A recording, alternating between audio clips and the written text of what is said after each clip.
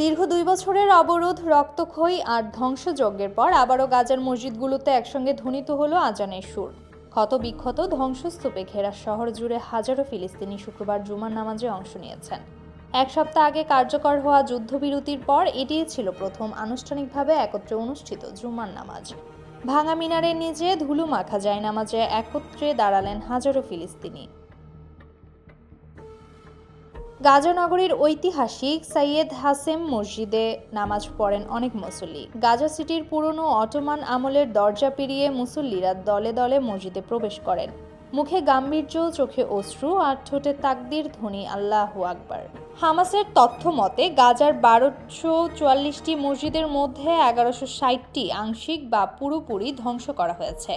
তবুও সেই ভগ্ন স্তূপের মধ্যেই যুদ্ধবিরতির পর গাজাবাসী ফিরে পেলেন আল্লাহর দরবারে দাঁড়ানোর শক্তি। দক্ষিণ গাজার আলবানি মসজিদের ভগ্নাবশেষে শুক্রবার নামাজ পড়েন শত শত ফিলিস্তিনি। দেয়াল ভেঙে পড়া, ধসে যাওয়া, ধ্বংস হওয়া এই মসজিদে ইমাম লাউড স্পিকারে খুতবা দেন আর উপস্থিতরা চোখ মুছে দোয়ায় মগ্ন হন। অনেকেই আবার খোলা আকাশের নিচে জায়নামাজ বিছিয়ে জুমার নামাজ আদায় করেন।